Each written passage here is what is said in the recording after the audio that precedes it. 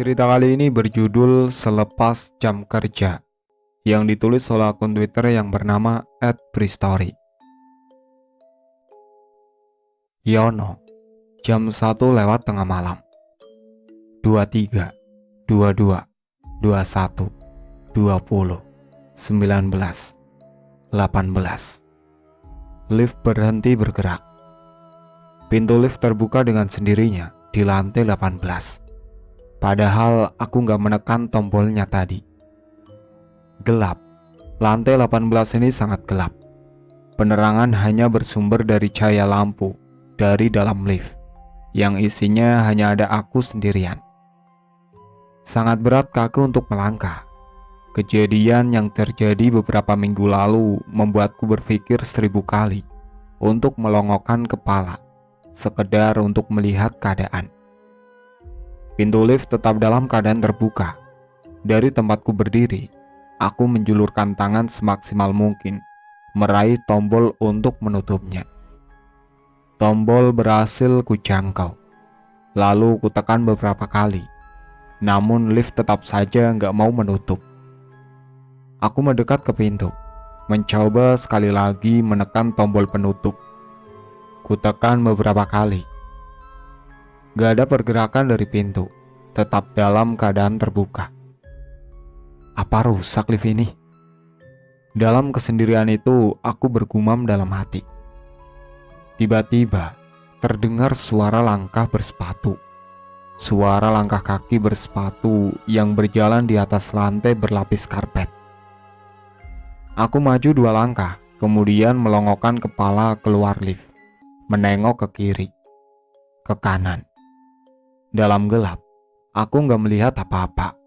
Hanya lantai kosong dengan beberapa ruangan yang tertutup pintunya. Suara sepatu itu terdengar lagi. Kali ini lebih jelas, lebih dekat. Seperti orang yang berjalan mendekat ke arah lift, ke arah tempatku berdiri. Aku merinding, lalu mundur beberapa langkah untuk kembali masuk ke dalam lift. Langsung kutekan kembali tombol penutup. Syukurlah, lift akhirnya tertutup. Kemudian bergerak turun. Sambil menunduk, aku menghela nafas panjang. Gak ada apa-apa, aman, alhamdulillah. Begitu ucapku dalam hati.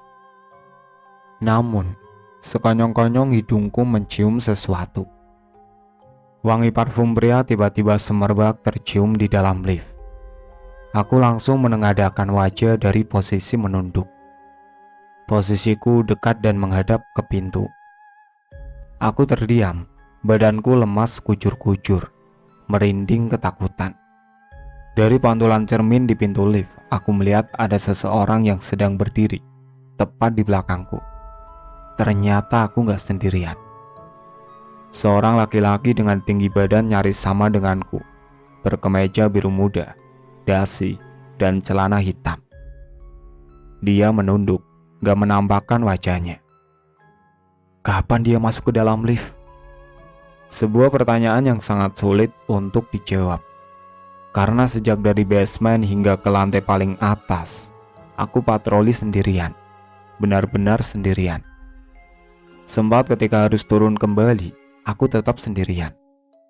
Gedung seharusnya sudah dalam keadaan kosong. Aku saat itu hanya diam, gak berani menyapa ataupun mengajaknya berbicara. Wangi parfum tubuhnya terus saja menyeruak memenuhi seisi lift, membuat lidah ini semakin keluh. Gerakan lift yang menuju basement terasa sangat lambat. Tiba-tiba, dia mengangkat wajahnya. Wajah pucat dengan lingkar hitam tipis di sekeliling 2 matanya. Saya turun di lantai 3 ya pak. Suara pelan keluar dari mulutnya. Tanpa basa-basi, aku langsung menekan tombol lantai 3. Tubuhku gemetar ketakutan. Siapa orang ini? Mau apa ke lantai 3? Beberapa puluh detik yang cukup lama, sampai akhirnya pintu lift terbuka di lantai 3. Permisi pak. Terima kasih. Aku langsung bergeser ke kiri, merapat ke dinding lift, membiarkannya berjalan keluar. Langkahnya sangat pelan, seperti orang yang sedang merasakan sakit di sekujur tubuh. Seperti lantai yang lainnya, lantai 3 juga sangat gelap kondisinya. Hanya lampu dari dalam lift yang menjadi sumber penerangan. Lelaki itu berjalan keluar dan melangkah ke arah kiri. Sementara aku hanya memperhatikannya tanpa berani melongokkan kepala untuk melihat kemana dia akan berjalan. Gak mau tahu. Dengan cepat aku menekan tombol menutup lift. Aku tekan dengan keras dan berulang-ulang, dengan harapan pintu segera tertutup. Enggak, ternyata enggak segampang itu. Pintu lift tetap terbuka selama beberapa puluh detik. Aku tetap bersandar di sisi kiri sambil terus menekan tombol. Gak berani melongok keluar. Tiba-tiba langkah itu terdengar lagi. Langkah yang mendekati lift. Aku ketakutan sambil terus menekan tombol penutup berulang-ulang. Aku panik. Syukurlah, pintu lift akhirnya menutup. Kemudian bergerak ke bawah. Aku terduduk lemas, masih ketakutan. Pintu lift terbuka. Ngapain lu duduk di bawah, Yon? Lihat setan lagi ya? Ternyata Amir. Dia berdiri di depan lift sambil cengengesan. Ayo Mir, kita ke pos aja. Kami langsung bergegas berjalan menuju pos security yang letaknya ada di basement. Pada malam itu, aku bersama Amir, Roni, dan Hamdan kebagian tugas jaga malam. Memang hanya 4 personil yang diwajibkan bekerja pada malam itu. Amir seharusnya berada di pos, memperhatikan monitor CCTV yang kameranya berada di nyaris setiap sudut gedung, dari basement sampai ke lantai paling atas. Hamdan dan Roni bertugas di pos jaga depan, memperhatikan lingkungan luar sekitar gedung. Malam itu aku sedang kebagian tugas berpatroli keliling bagian dalam, lantai demi lantai, ruangan demi ruangan, harus diperiksa semuanya. Patroli ini harus dilakukan dalam skala waktu tertentu. Amir adalah tim leader saat itu.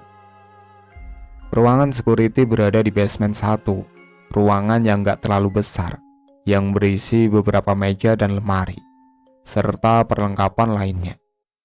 Toilet berada di luar ruangan, tapi masih di basement juga. Di ruangan security terdapat beberapa monitor CCTV yang cukup besar.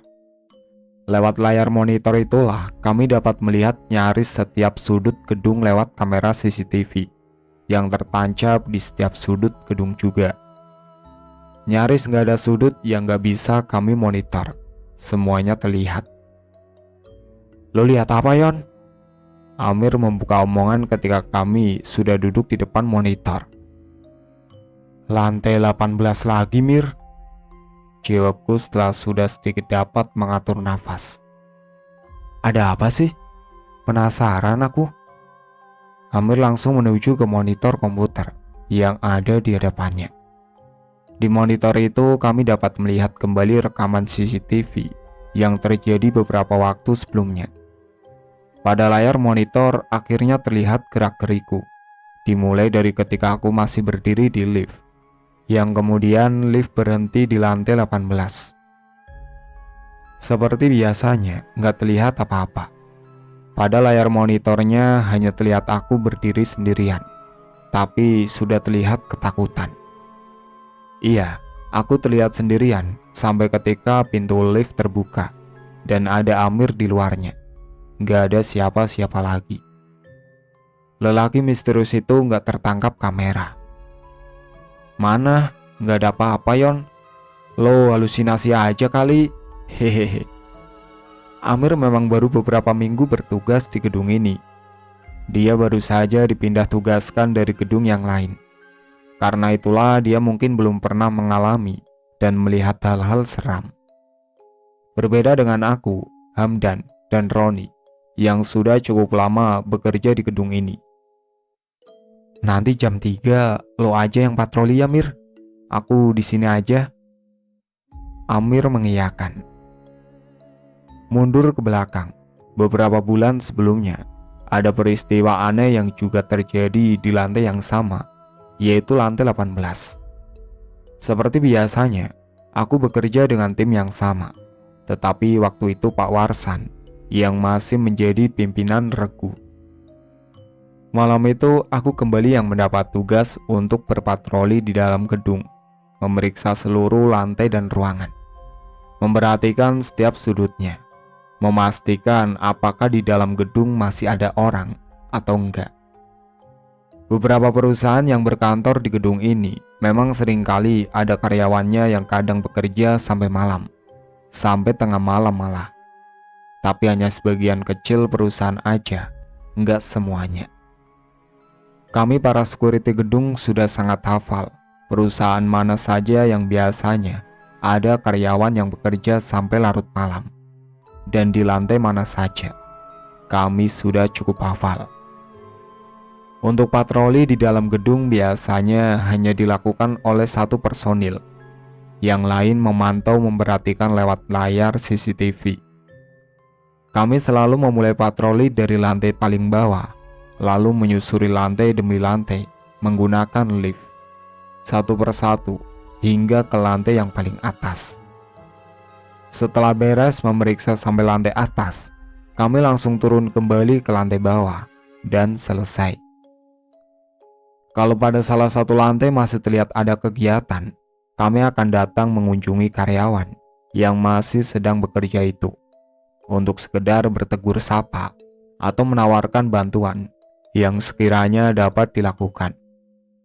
Seperti pada malam itu, masih sekitar jam 10, ketika aku sedang patroli di lantai 7. Perusahaan yang ada di lantai ini termasuk perusahaan yang berkegiatan sampai malam, kadang sampai tengah malam. Aku pun menghampiri beberapa dari mereka yang masih terlihat bekerja. "Lembur lagi, bos," sapaku kepada mereka. "Wah, Pak Yono, iya nih Pak, tapi sepertinya sebentar lagi kami pulang," jawab salah satu dari mereka. Aku cukup kenal dengan orang-orang ini. "Lanjut aja bos, saya juga mau lanjut patroli." Aku pun melanjutkan berkeliling gedung setelahnya.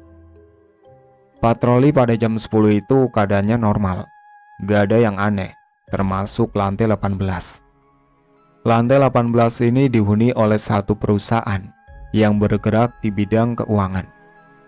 Selama aku kerja di gedung ini, sangat jarang ada karyawannya yang bekerja sampai larut malam. Paling malam hanya sampai jam 7 malam. Setelah itu, lantai 18 sudah kosong melompong. Pada patroli malam yang pertama ini, jam 10, lantai 18 benar-benar sudah kosong. Ketika aku membuka lift, lantai itu sudah gelap gulita, sama seperti lantai-lantai lainnya yang sudah kosong. Tapi, walaupun begitu, aku tetap harus memeriksa keadaan dan situasinya. Aku memperhatikan sekitar, mengintip ke dalam ruangan-ruangan melalui pintu kaca yang ada di depan, memeriksa toilet juga dan seluruh ruangan lainnya. Lantai 18 benar-benar kosong dan aman. Kemudian aku melanjutkan memeriksa lantai selanjutnya sampai selesai. Patroli berikutnya akan dilakukan pada jam 1 tengah malam nanti.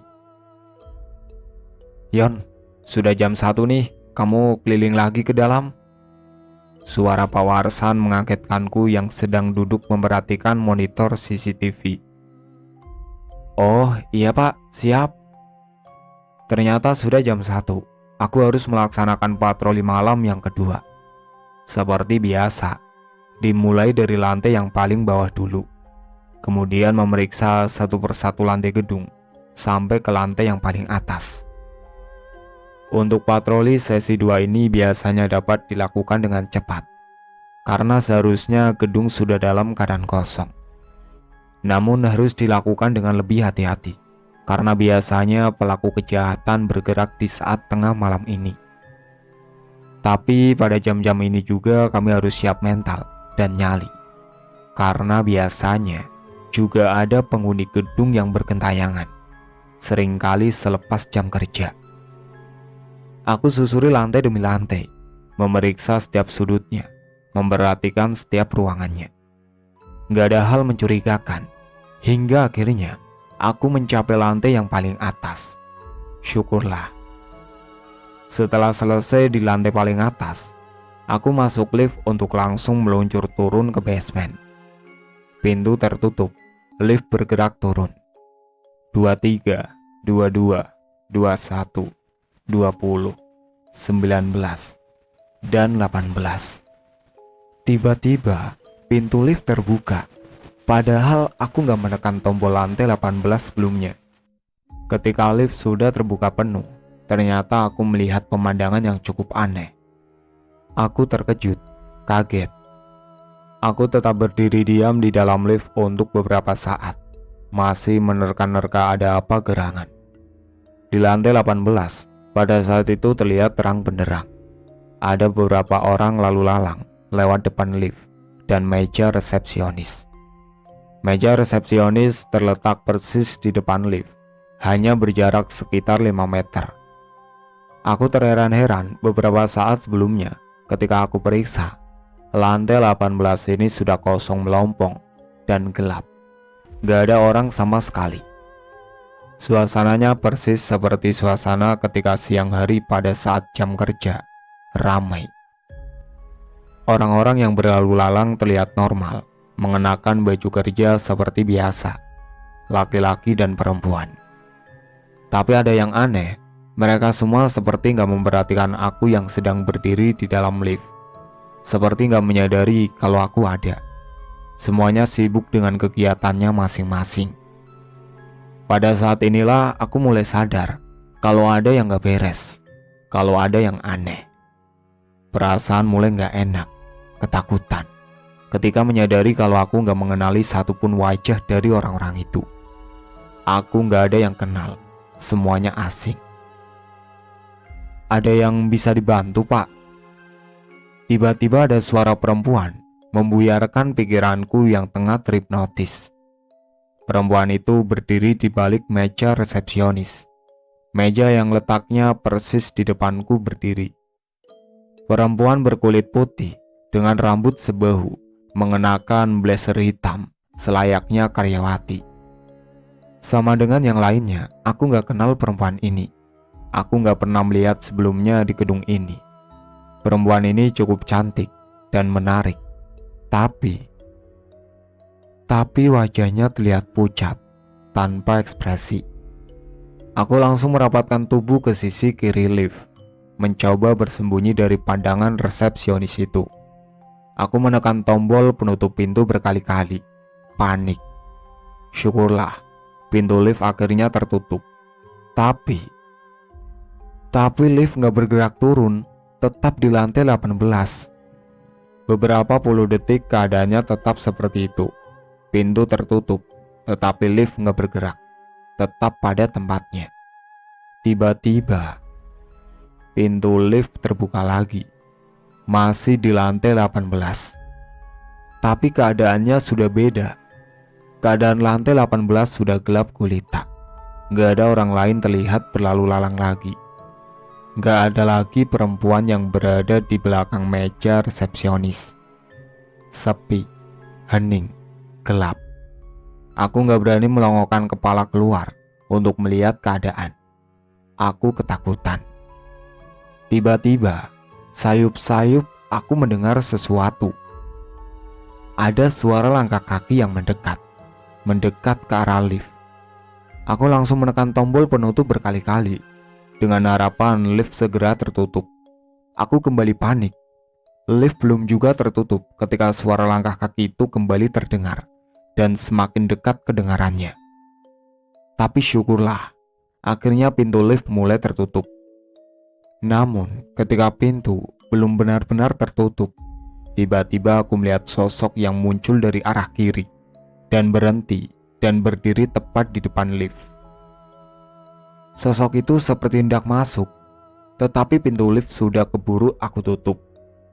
Sosok yang gak terlalu jelas aku melihatnya, karena suasana sangat gelap, dan juga hanya beberapa detik karena pintu lift sudah keburu tertutup.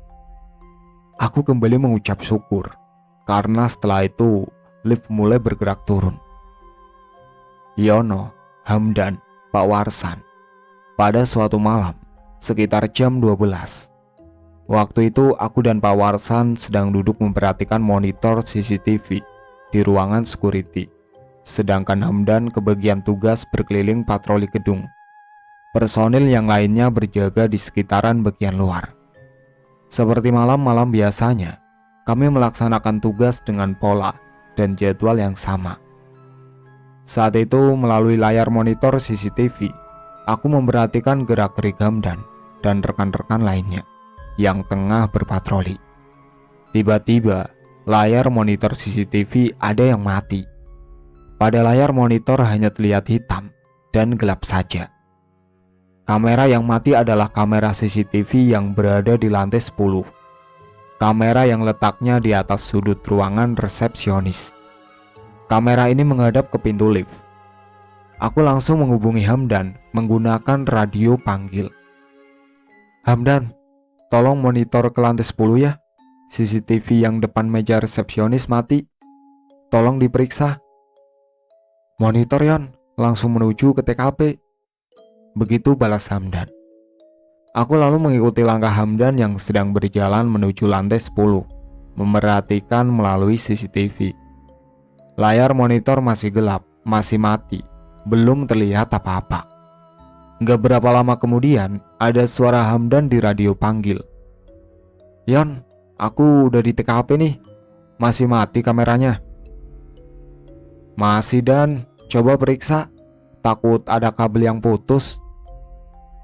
Oke Yon, jawab Hamdan. Beberapa detik kemudian, layar monitor tiba-tiba kembali menyala. Terlihat gambarnya. Pada layar monitor terlihat wajah Hamdan yang sedang mengutak-atik kamera CCTV. Wajahnya cukup dekat dengan kamera. Tapi ada yang aneh ketika aku lihat layar monitor itu, sangat aneh dan menakutkan. Aku terenyah kaget. Bulu kuduku merinding semua. Aku melihat sesuatu di layar monitor. Pak Warsan, bisa kesini sebentar Pak? Lihat monitor CCTV. Aku memanggil Pak Warsan yang sedang duduk di kursinya, yang terletak di dekat pintu ruangan. Ketika Pak Warsan sudah berdiri di belakangku dan ikut memperhatikan layar monitor CCTV, dia ikut terdiam. Kami berdua terdiam beberapa saat. Yon, sudah nyala belum? Suara Hamdan di radio panggil mengagetkan kami berdua yang tengah terdiam ketakutan. Pak Warsan mengambil alih radio panggil yang ada di tanganku. Dan, kameranya sudah nyala lagi. Kamu langsung turun aja. Tapi jangan lewat lift, lewat tangga darurat. Jangan tanya kenapa. Begitu kata Pak Warsan. Oke Pak, monitor, jawab Hamdan. Wajah Hamdan langsung berubah mimik menjadi ketakutan. Kemudian berjalan cepat-cepat menuju tangga darurat. Sepertinya dia mengerti akan situasi yang tengah terjadi. Setelah mendengar omongan Pak Warsan melalui radio panggil. Ada apa di layar monitor CCTV? Kenapa aku dan Pak Warsan menjadi diam ketakutan? Ternyata, pada layar monitor, kami melihat kalau Hamdan gak sendirian. Di belakangnya ada sosok yang berdiri diam memperhatikan Hamdan yang tengah mencoba memperbaiki kamera CCTV. Sosok itu berdiri cukup dekat dengan Hamdan, hanya berjarak sekitar 3 meter. Kenapa Pak Warsan menyuruh Hamdan menggunakan tangga darurat dan gak boleh menggunakan lift? Karena kalau Hamdan menggunakan lift, dia akan berpapasan dan langsung berhadapan dengan sosok itu. Sosok laki-laki berpakaian normal, selayaknya karyawan kantor. Tapi ada yang sangat menakutkan dari tampilannya. Aku dan Pak Warsan melihat dia berdiri di belakang Hamdan, tanpa kepala. Sosok itu gak ada kepalanya.